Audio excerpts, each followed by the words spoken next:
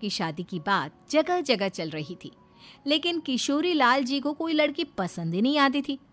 और उसकी एक ही वजह थी, किशोरी लाल जी का लालची होना। उनको लड़की वालों से मोटा दहेज चाहिए था और इसी चक्कर में एक दिन वो एक बहुत पैसे वाले के घर अपने बेटे का रिश्ता लेकर पहुंचे। उस आदमी का नाम था ओम प्रकाश।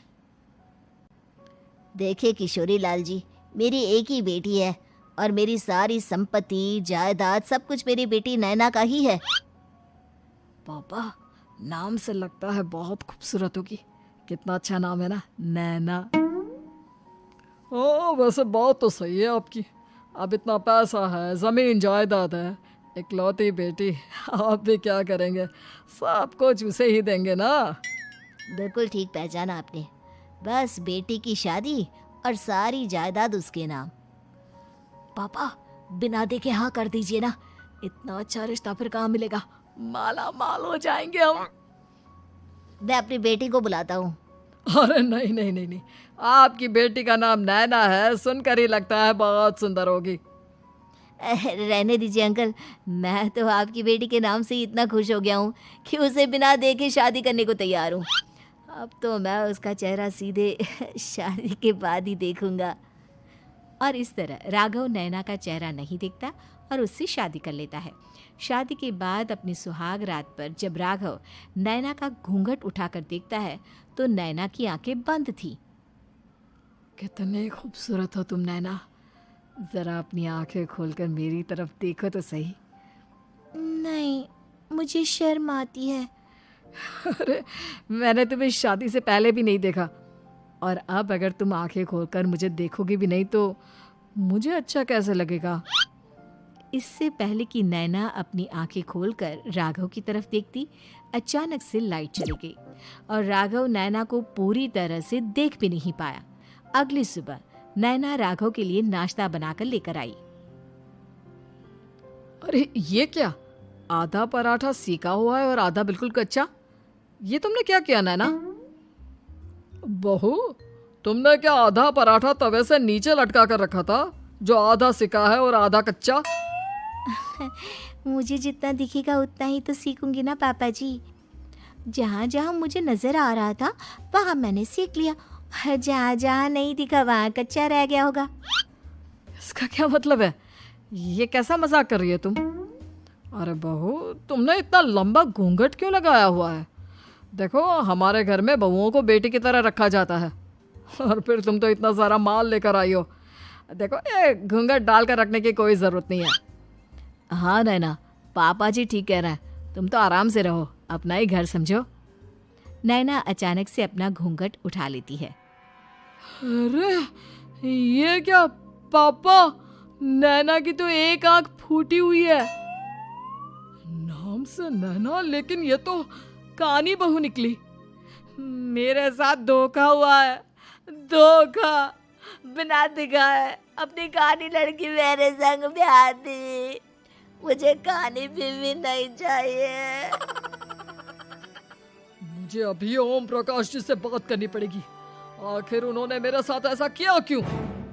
अरे, आप लोगों ने ही तो पापा से कहा था कि आप लोग शादी से पहले मुझे देखना नहीं चाहते। अब मेरे पापा पर क्यों इल्जाम लगा रहे हैं? अरे लेकिन उन्हें बताना तो चाहिए था ना कि तुम कहानी हो, एक आंख से तुम्हें दिखाई नहीं देता। किशोरी लाल और राघव नाराज होकर ओम प्रकाश को अपने घर बुलाते हैं। पापा जी, ये आपने क्या किया? शादी से पहले बताया क्यों नहीं कि नैना की आंखों में परेशानी है? अरे, आप ही ने तो लड़की देखने से मना कर दिया था। और लेकिन आप बता तो सकते थे। आपको तो हमारी बेटी की प्रॉपर्टी चाहिए थी, वो भी पूरी की पूरी। अब क्या हुआ अगर उसे आधा दिखाई देता है?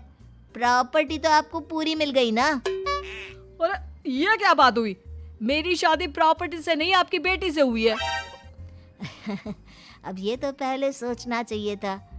तब तो मेरी प्रॉपर्टी देखकर तुम्हारी जुबान लप लपा रही थी। लेकिन मैं कानी लड़की को अपनी बीवी बनाकर नहीं रख सकता। पापा, कुछ करिए ना आप।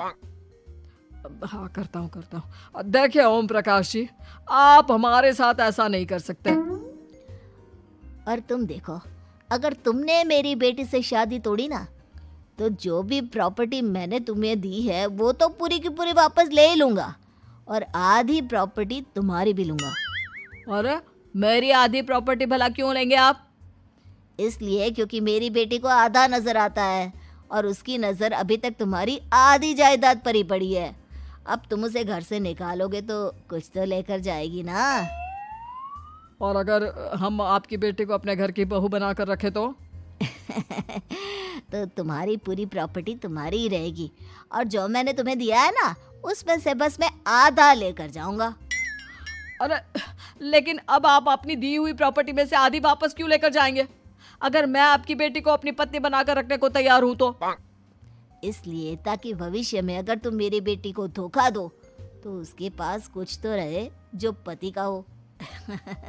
वैसे मेरे पास तो बहुत कुछ है लेकिन अपने पति की कोई निशानी तो उसके पास होनी चाहिए ना। अब अगर तुमने मेरी बेटी को कहानी कहा तो तुम्हें प्रॉपर्टी भी कहानी ही मिलेगी, पूरी नहीं। जमाए राजा। किशोरी लाल और राघव समझ चुके थे कि वो बुरी तरह फंस चुके हैं और अब उनके पास वहां से निकलने का कोई चारा नहीं है। अब समझ में आया ना, लालच बुरी बला होती है। एक तो तुम्हें प्रॉपर्टी मिली, ऊपर से बीवी मिली, उसमें तुम्हें नखरे भी दिखाने हैं। आए बड़े, चुपचाप बैठो दोनों। कुछ दिनों के बाद नैना राघव की कार लेकर बाजार घूमने निकलती है और जब कार लेकर वापस आती है, ये क्या? एक तरफ से मेरी गाड़ी पूरी खराब हो चुकी है। लगता है तुमने मेरी गाड़ी को किसी दूसरी गाड़ी के साथ एक्सीडेंट किया है। अरे अरे कितना बड़ा नुकसान कर दिया तुमने बहू। वो क्या है ना पापा जी, मुझे एक आंख से दिखाई नहीं दे रहा था, सामने से गाड़ी आ रही थी। मुझे तो सिर्फ आधा ही दिखाई दिया और वो गाड़ी मेरी कार से रगड़ते हुए निकल गई। अब मैं क्या करूं बताओ? आप इसे ठीक कराने के पैसे कौन देगा? तुम्हारे पापा। तुमने मुझसे इस तरह से बात की? अभी रुको। नैना राघव की शिकायत ओम प्रकाश को कर देती है। देखो राघव, अब जो मेरी आधी प्रॉपर्टी तुम्हारे पास थी ना उसमें से आधी और मैं लेकर जाऊंगा क्योंकि तुमने मेरी बेटी को डांटा। अरे नहीं पापा जी, गलती हो गई, माफ कर दो। गलती की तो कोई गुंजाइश ही नहीं। अगली बार मेरी बेटी को डांटा तो बची हुई आधी में से आधी और ले जाऊंगा। लालच के चक्कर में हम दोनों ने बहुत बड़ी गलती कर दी बेटा। एक तो तुम्हें कानी बहू मिली और ऊपर से जो माल मिला वो भी काना। इस तरह राघव की हर एक गलती पर ओम प्रकाश उसकी प्रॉपर्टी का आधा आधा हिस्सा लेकर अपना सारा माल वापस ले गया और राघव को कानी बीवी से काम चलाना पड़ा।